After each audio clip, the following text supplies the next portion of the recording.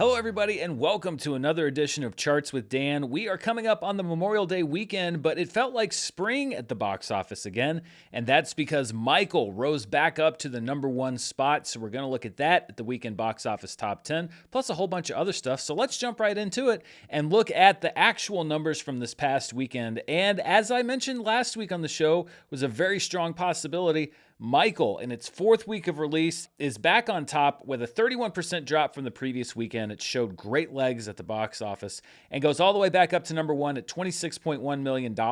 Its domestic total is now over $280 million. The Devil Wears Prada 2 dropped 57.1%. That's a pretty steep drop, but you have to keep in mind its second weekend was Mother's Day. I think that Disney actually did a very good job of scheduling it so it opened the weekend before Mother's Day, set itself up for a nice second weekend. A steeper drop than average on the third weekend, but I think it'll probably hold well from here. It brought in $17.8 million. It's now over $175 million domestically. In third place was Obsession, which came in higher than the estimated numbers and actually a little less than $700,000 behind The Devil Wears Prada 2. It almost took second place.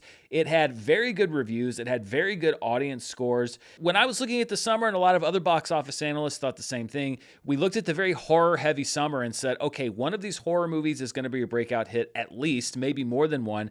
And Obsession looks to be the first one to break out, certainly from expectations. And it's a great success story. It cost, I think, around $1 million to make, maybe a little bit less. It was picked up for around $15 million out of Toronto last year. So it's already going to be a profitable film. And also, I'd just like to remind you, a movie that I enjoyed as well, something about these last couple weeks, my video about Christopher Nolan, my review of Obsession, the dislikes have been spiking lately, but I did enjoy the movie. I think there was a lot to really like about it, and there's a lot of discussion going on around it, which I think means that it is engaging audiences, it's making them think. I think my small issues with the movie kind of made my opinion of it get lost in the shuffle. I did enjoy the film. I'm glad to see it doing well.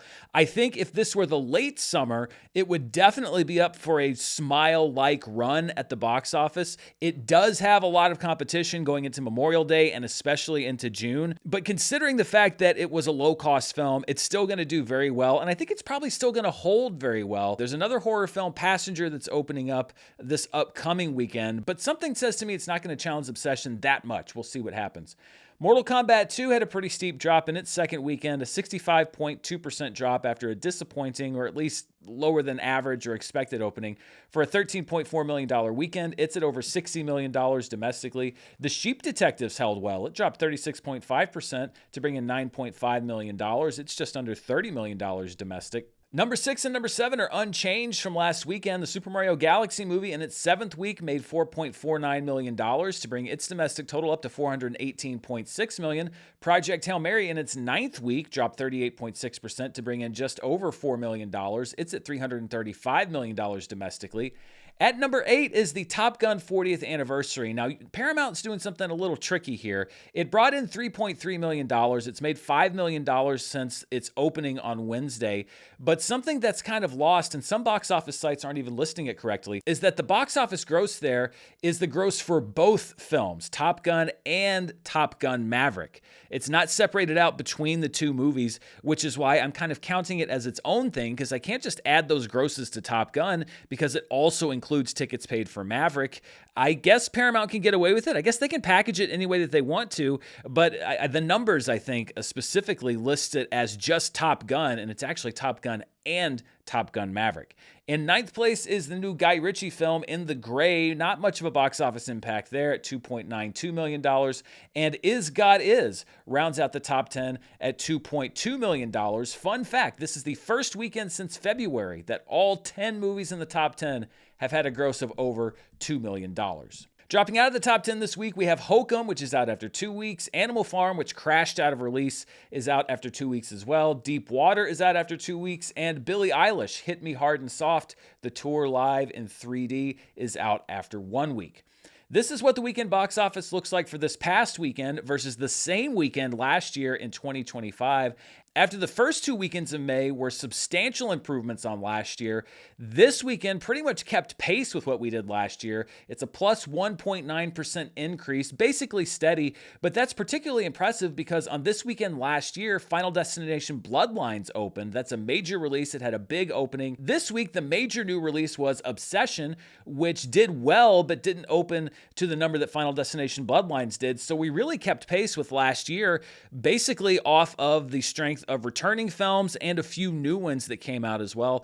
Now, I think we're going to see a bit of a dip for this year's Memorial Day weekend versus last year's, because last year Lilo and Stitch opened on Memorial Day, as did Mission Impossible: The Final Reckoning. But looking ahead to June, I think that we have some substantial room for improvement. Not that the movies in June did poorly last year, but there are some heavy hitters on the June release schedule this year. So what may be a dip next week could very easily turn into another multi-week run of gains at the box office in June. All right, let's dive deeper into some of the movies in the domestic top 10, and we will start with the new number one, same as the old number one, Michael. In the history of Lionsgate, Michael is now the company's fifth highest grossing film domestically at $282.8 million. It's about $10 million behind Twilight Breaking Dawn Part 2. It should pass that before we even get to next weekend's box office.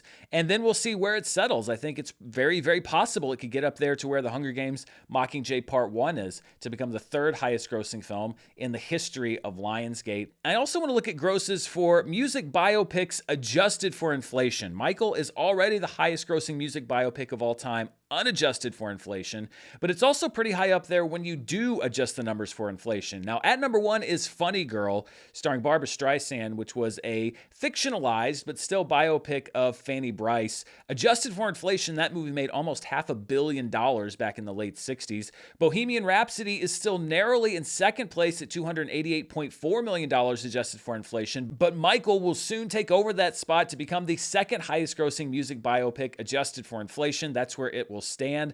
Coal Miner's Daughter, which won an Oscar for Sissy Spacek, it's a biopic of Loretta Lynn, is in fourth place at $269.2 million. Then we have the sequel to Funny Girl, Funny Lady, at $239 million. Straight Outta Compton, which is the story of NWA, is in sixth place at $232.7 million. Then we have the Johnny Cash biopic Walk the Line, followed by Elvis. Then a Best Picture winner, Amadeus, which is a biopic of Wolfgang Amadeus Mozart, certainly a rock star in his time, at $165.1 million. And La Bamba, which did very well, especially when you look at it with those inflation-adjusted numbers. Of course, that's a biopic of Richie Valens, and it comes in at number 10 with $157.5 million adjusted for inflation.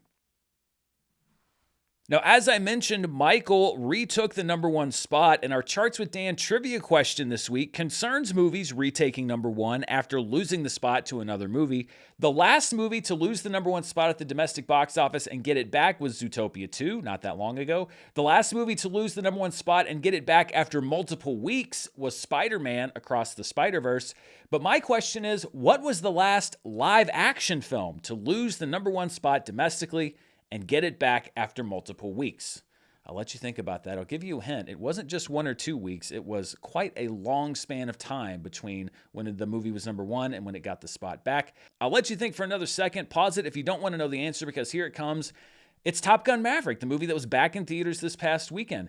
It lost the number one spot a few summers ago on June 10th and regained it at the other end of the summer, over Labor Day weekend on September 2nd. I believe it was 13 weeks between the time it was number one and the time it got that spot back. That is incredibly impressive. You don't see that very often.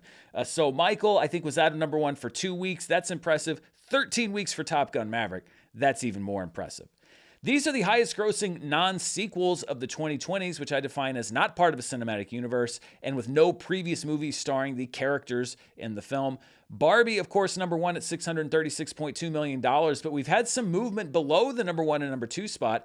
Project Hail Mary has passed Oppenheimer. We tracked it on the show here for a few weeks. So it's at $335 million. Oppenheimer finished out at $330 million. And Michael is now in the top five at $282.8 million. Depending how it does from here, it could get to number 4 or number 3 on this list. Of course, we'll keep tracking that here on the show. Sinners moves down to number 6, and the top 10 is rounded out by F1, Sound of Freedom, Taylor Swift The Eras Tour, and Hoppers. Meryl Streep now has a #1 movie of all time on her resume, at least as far as domestic grosses go, because The Devil Wears Prada 2 has overtaken Mary Poppins Returns. Yes, I know it was a supporting role, but she still appeared in the film, which had a gross of $171.95 million. Now, people keep asking, if you'll notice the asterisk on this chart, I'm excluding voice cameos, which would leave out movies like Project Hail Mary and Hoppers and AI, because I really wanted to profile her career as far as movies she actually appeared in. So The Devil Wears Prada 2, now #1 on Meryl Streep's domestic grossers list, and starting next week, it will break into the top 10 Meryl Streep movies adjusted for inflation, and there's some interesting films on there. We'll take a look at that next week. I don't want to let Obsession get lost in the shuffle here. It had the 6th best opening of the year for an R-rated film behind Iron Lung, Send Help, Wuthering Heights, Mortal Kombat 2, and Scream 7. But I can say pretty confidently that along with Iron Lung, Obsession was the least expensive film by far to produce. So it's getting big budget or even mid-budget results from a very, very small budget. I think that the marketing campaign was very effective, and word of mouth was obviously very strong for the film.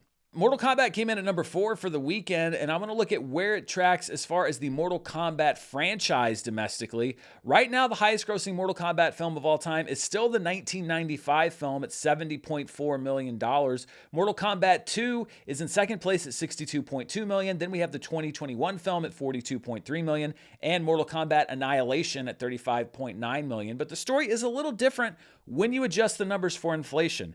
The 1995 Mortal Kombat is still #1, although its number is adjusted up to $153.9 million. Mortal Kombat Annihilation is at #2 at $87.6 million, and it may be a bit of a struggle for Mortal Kombat 2 to catch up to Annihilation with the drops we've been seeing from it, because it's currently about $25 million behind at $62.2 million. The 2021 Mortal Kombat, which was, of course, also day-and-date streaming on HBO Max in an environment where theaters weren't fully open and where people weren't really used to going back, is in last place at just over $53 million.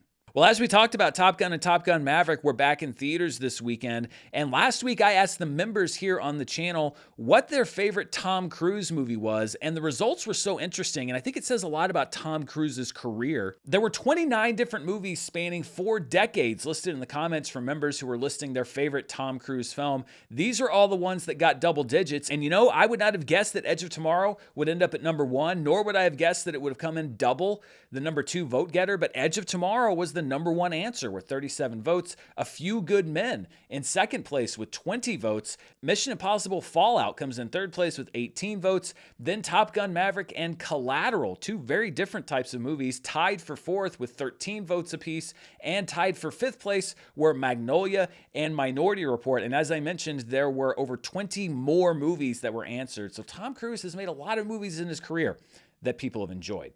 One movie that was not in the top 10 was the Billie Eilish concert film in 3D that she did with James Cameron. And not only did it drop out of the top 10, it actually had one of the worst drops ever for a movie in its second weekend of release. These are the biggest second week drop-offs of all time as listed by Box Office Mojo. Now, 6 out of these 10, I believe, have come in either 2025 or 2026. I think that reflects, #1, that there's still some difficulty in getting people to go to the movies, but #2, that we're seeing more special programming programmed at movie theaters and put into wide release. The biggest second weekend drop-off, and again, this is with no qualifiers, was Stray Kids, The Dominate Experience, which was a concert film. We often do see bigger drop-offs for concert films. It had a 94.9% drop-off.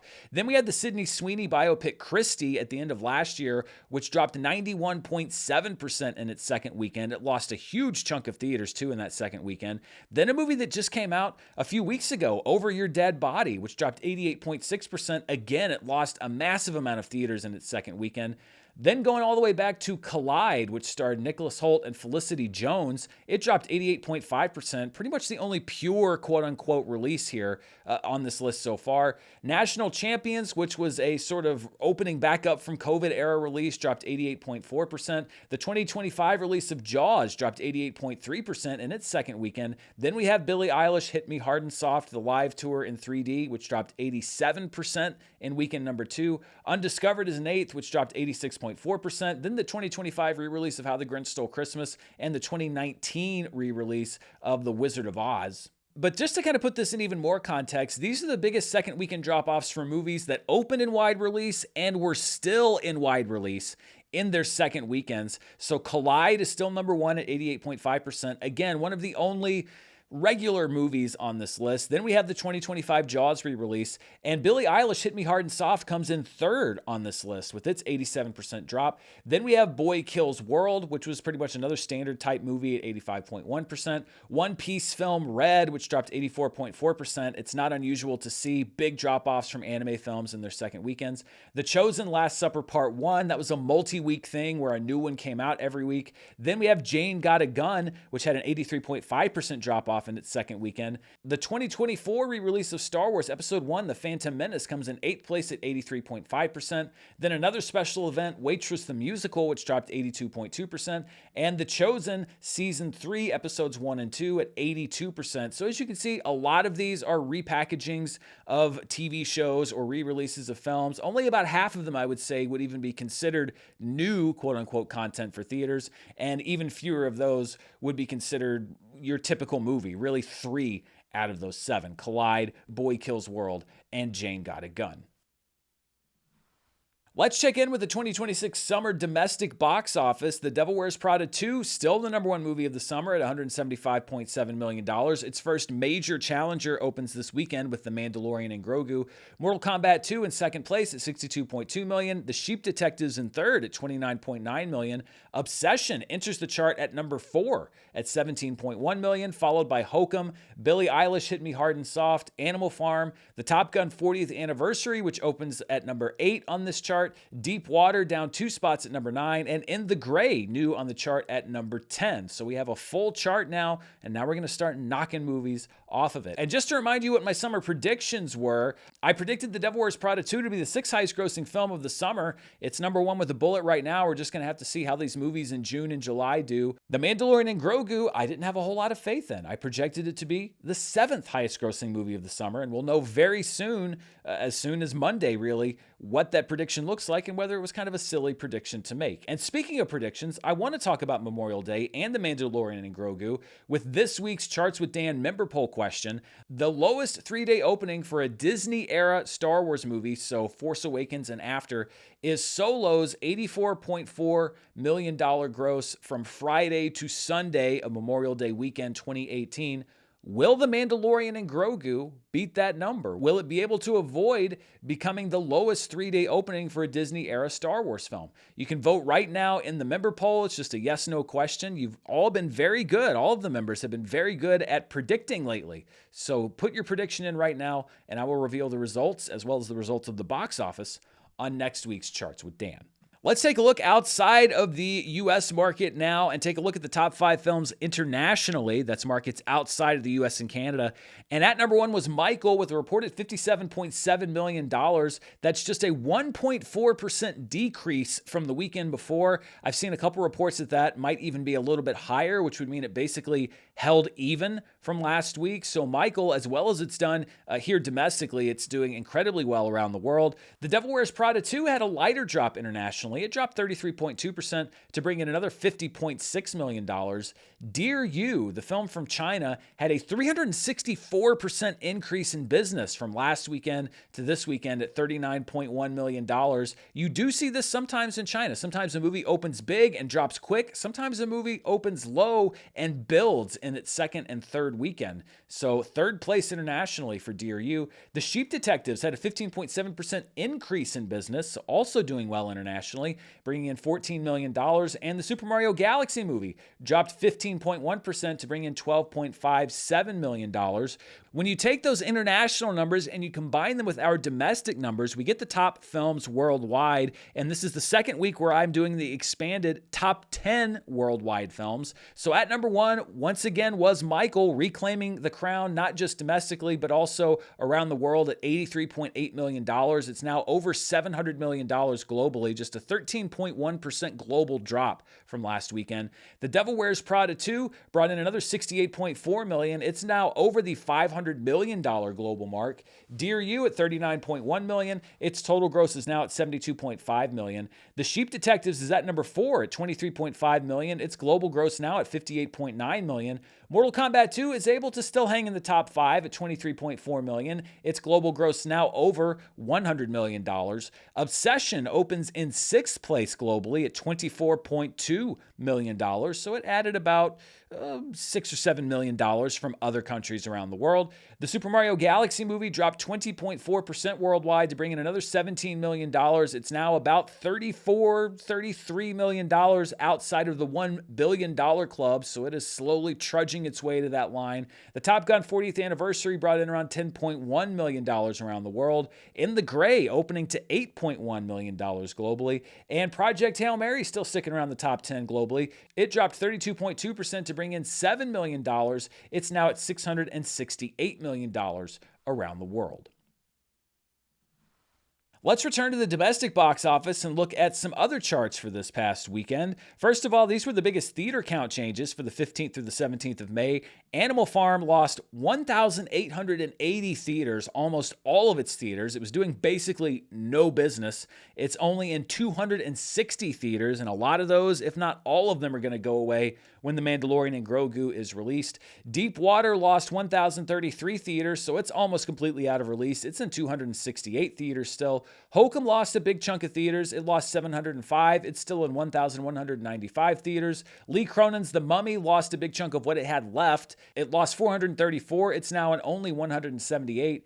And The Devil Wears Prada 2 lost 370 theaters. My guess is a lot of those were single screens that booked it for a couple weeks and either brought Michael back or maybe brought in Obsession. It's still in 3,830.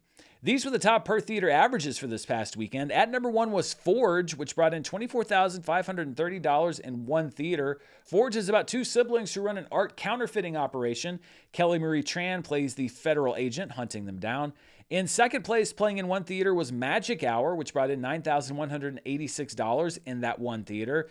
Katie Aselton directed the film. She also co-wrote and co-stars in it. It's a relationship drama co-starring Daveed Diggs. They play a couple looking to reinvent their relationship. In third place was Michael, which brought in $7,342 per theater in each of its 3,560 theaters. Obsession may have taken number 3 as far as the overall box office, but among wide releases, it had the second highest per theater average because it was in 2,615 theaters. It brought in $6,576 per theater. Again, the marketing was good and the release strategy was good because it was saturated enough that everybody who wanted to go see it went to see it, but not overly saturated. So I think that really the release of this film was done very, very well along with the marketing strategy. The Devil Wears Prada 2 comes in 5th place. It brought in $4,660 per theater in 3,830 theaters. These were the top films in limited release this past weekend. At number 1 was Mobile Suit Gundam Hathaway, the Sorcerer of Nymph Circe, playing in 890 theaters. It brought in $810,000. It's the second in a trilogy of these films. It was released in Japan back in January. In second place was the historical drama The Wizard of the Kremlin in 582 theaters. It brought in $485,000.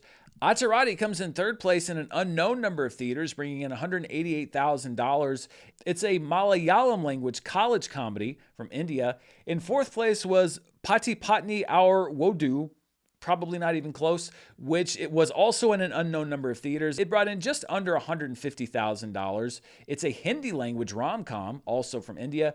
And in fifth place was Blue Heron, which is now in over 100 theaters, bringing in $70,000 total in its 5th week of release. This is what the 2026 domestic box office looks like. Of course, the Super Mario Galaxy movie still number 1, followed by Project Hail Mary and Michael. The Devil Wears Prada 2 moves up to number 4, with Hoppers moving down 1 spot to number 5. Number 6 through 9 are the same: Scream 7, Goat, Wuthering Heights, and Send Help. And Mortal Kombat 2, for at least 1 week, maybe a couple if it can pass Send Help, is at number 10, dropping Reminders of Him off of the list. And this is the 2026 worldwide box office. The Super Mario Galaxy movie still number one. As I said, creeping toward that $1 billion mark. Michael moves up 2 spots to be the second highest grossing film of the year so far worldwide at $706.7 million.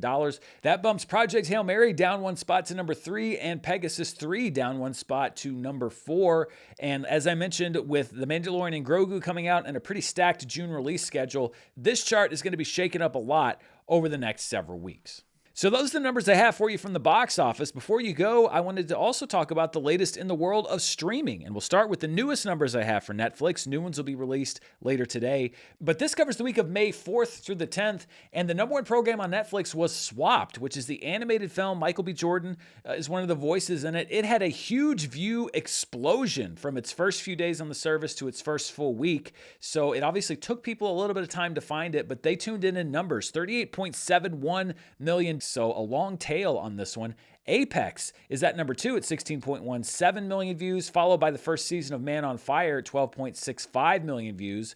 At number 4 is the Netflix original film Remarkably Bright Creatures, starring Sally Field and Lewis Pullman as 2 aquarium workers in a film from director Olivia Newman. At number 5 is My Dearest Assassin, which is an action film from Thailand. At number 6 is the true crime series Should I Marry a Murderer? Then we have Worst Ex Ever, Season 2, debuting at number 7 at just under 8 million views. Mechanic Resurrection, I guess people want some Jason Statham in their lives if he's not in theaters, came in at just under 6 million views at number 8. My Royal Nemesis was at number 9 with 3.9 million views. This is a South Korean series about royal reincarnation. And look what's back in the top 10. No shocker here. K-pop Demon Hunters with 3.6 million views continues a historic run. It is always lurking just outside the top 10. These are the most watched Netflix programs in 2026. War Machine currently number 1 at 128.4 million views, followed by The Rip at 114.7 million. K-pop Demon Hunters is creeping towards 100 million views in 2026 alone. It's currently at 97.84 million. Apex moves up to number 4. It's at 94.55 million. That bumps Bridgerton Season 4 down to number 5. His and Hers is down to number 6. And Thrash is down to number 7.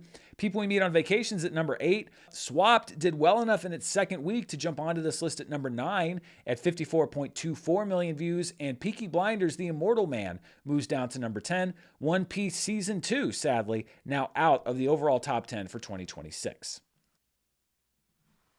Now let's take a look at the latest numbers we have from Nielsen. Now, unlike the Netflix numbers we just saw, these are domestic numbers only, not global numbers, and they're delayed by about a month because that's how Nielsen runs their business. So this covers the week of April 13th through the 19th. We'll look first of all at the most watched streaming movies. Thrash in its second week is at number 1 at 10.3 million hours watched. Then we have the debut of the Paul Walter Hauser, Mark Wahlberg original comedy Balls Up on Amazon Prime Video at 7.15 million hours watched.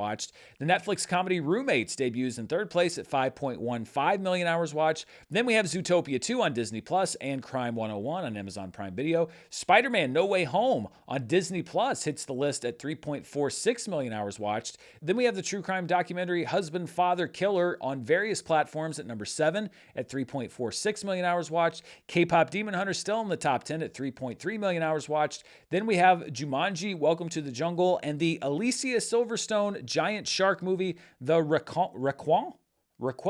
If I was, just a regular American guy, I'd say The Requiem, but I know it's not that. It's a French word, Requiem. Anyway, I hear it's a terrible giant shark movie, but it's at number 10 at 2.5 million hours watched. These were the most watched streaming shows for April 13th through the 19th. At number 1 was The Pitt as it wrapped up its latest season at 23.13 million hours watched. So it's been a huge season of growth for The Pitt. The Boys is at number 2 at 15.3 million hours watched as it was getting into its current final season. Bluey is at number 3, followed by The Big Bang Theory at number 4 and Bob's Burgers at number 5. SpongeBob SquarePants is at number 6, followed by Family Guy and Grey's Anatomy. Survivor back on the chart in the midst of its 50th season at 9.7 million hours watched, and the Netflix show Big Mistakes makes its debut on the top 10 at 9.66 million hours watched. And these were the top shows when you look at it by watch time per available episode. So take the number of hours watched divided by the number of episodes you can watch. That's how you get this number. Trust me, The False Prophet is at number 1 at 2.29 million hours watched per episode, followed by Big Mistakes. It was at number 10 on the overall chart, but it comes in second as far as hours watched per episode at 1.21 million. The Pit coming in third at over 770,000 hours per episode for every episode over its first 2 seasons. The Miniature Wife comes in fourth place at 585,000 hours per episode. Then we have Euphoria at just over 500,000 hours per episode. Your Friends and Neighbors is at number 6, a returning show on Apple TV Plus at 460,000 hours per episode. Beef on Netflix hasn't put up huge numbers, but it's on this top 10 at just over 436,000 hours per episode. The Boys is at number 8, followed by Temptation Island, and Invincible at number 10 at just over 270,000 per episode. And those are all the numbers I have for you this week. Before we go, though, I just wanted to let you know about some things you might be interested in, both at home and in theaters this upcoming week. First of all, today, some recent releases that you can now watch through home viewing, either digital purchase or premium video on demand, which are those higher priced rentals. The Super Mario Galaxy movie, now available to watch at home, as is Lee Cronin's The Mummy and the Bob Odenkirk action film Normal. Then tomorrow, a couple of finales to talk about. The Boys will be wrapping up its series with its season 5 finale. I've been a little bit underwhelmed so far, but we'll see what it has in store for the last episode. Survivor 50, which you can hear extensive thoughts about on my live show tomorrow because somebody always asks and I always have things to say about it. We'll be wrapping up tomorrow night as well on CBS and Paramount Plus. And then tomorrow on Amazon Prime, we have Jack Ryan Ghost War, which is a Jack Ryan movie starring John Krasinski, spun off from the successful Amazon series. On Thursday, The Late Show with Stephen Colbert will be signing off for the final time. It's really kind of rare that a late night show goes away forever, so it is sort of late night history. That happens on Thursday night. Then on Friday, as we head into the Memorial Day weekend here in the U.S., of course, the big release is Star Wars: The Mandalorian and Grogu, which opens in theaters everywhere. Jon Favreau is bringing Grogu and Din Djarin, played by Pedro Pascal, to the big screen. We will see how this performs on next week's show. By the way, I don't have a review for The Mandalorian and Grogu because not only did it not screen at the closer out-of-town option for me, which is 3 hours away, it didn't screen at the further out-of-town option for me. Disney opted not to screen the movie in a lot of cities that weren't New York and Los Angeles. That's just how it's going. And it's not just Disney. It's a lot of other studios. I was just looking at the upcoming list. There are several major summer releases that have no screenings planned anywhere around me. So I couldn't see it if I wanted to, but I am going to try to get to the ones that I can because I want to let you know what I think early. And I know you want to hear what I think, but I'll have my review for The Mandalorian and Grogu out either Thursday night or Friday morning. It just depends on when I see it. I'm going to try to see it earlier in the day. Also in theaters around the country this week is Passenger. A demon chases a couple who witnessed a fatal accident in this movie. And as somebody who doesn't love jump scares, I think I might be out on this one just based on the trailer alone. It is from director Andre Ovidal, who directed The Autopsy of Jane Doe, Scary Stories to Tell in the Dark, and The Last Voyage of the Demeter. Also in theaters around the country this weekend is I Love Boosters, which is the second feature film from Boots Riley. I really liked his first movie, Sorry to Bother You. It was so crazy in all the best ways. Keke Palmer, Naomi Ackie, Taylor Page, and more star as a group of shoplifters who set their sights on a fashion icon played by Demi Moore. If you are lucky and if you are in select cities, maybe the same ones where Disney is screening The Mandalorian and Grogu, you may be able to check out Terminator 2 Judgment Day back in theaters this upcoming weekend. It's being put back out for its 35th anniversary only in select cities in 4K, 4K 3D, 35 millimeter, and 70 millimeters. So check your local listings to see if it's playing near you and what formats are playing near you. That'd be so much fun to see in really any of those formats. In limited release this upcoming weekend is a movie called Tuner. It's expanding to wider release next weekend. This was the very first film that I saw at Sundance this year, and it was one of the standouts of the festival. It's from director Daniel Rohrer, who won an Oscar for his documentary film, Navalny. Leo Woodall plays a piano tuner with hypersensitive hearing who's enticed into a criminal side job. Dustin Hoffman is really good in this movie as his mentor. I think it's a really nifty little crime thriller with a fantastic ending. Also in limited release this upcoming weekend is another film I saw at Sundance, Saccharine, which is a horror film from Natalie Erica James, whose first film was the COVID-era release Relic. I really, really like her style. I thought this film had some effective moments, even though it maybe belabored the premise a little bit, but I think it's worth a shot if you're looking for a well-made, well-acted, very indie horror film from somebody who I think is an emerging horror director. Outside of theaters is the Netflix original film Ladies First. Sacha Baron Cohen plays a high-powered CEO who gets knocked out and wakes up in a world where women are now in charge, and his formerly disrespected colleague, played by Rosamund Pike, is now his boss. It is from director Thea Sharrock, who also directed Wicked Little Letters. Making its streaming debut this weekend is The Bride, which I think is an interesting film, although not a particularly successful one. It streams on HBO Max this weekend, and streaming on Peacock starting on Friday is Kill Bill, The Whole Bloody Affair. It is crazy to me that it is hitting streaming before any physical media release date has even been set, but that is the time that we live in. Quentin Tarantino is doing Fortnite scenes and putting his movies on streaming first. Then on Sunday on Adult Swim, we have the debut of Rick and Morty Season 9. So if you're into Rick and Morty, you're still hanging with it, new episodes start on Sunday. Thanks so much for watching the show and letting me download these numbers out of my brain and upload them into yours. As I mentioned, you can stay tuned here on the channel for my live show tomorrow.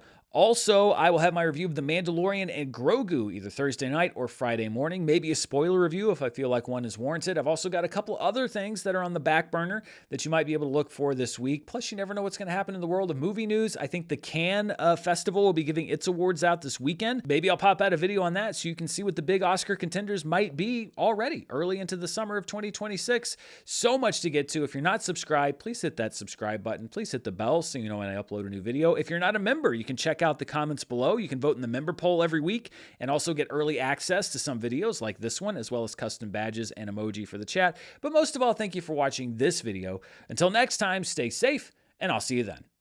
Bye.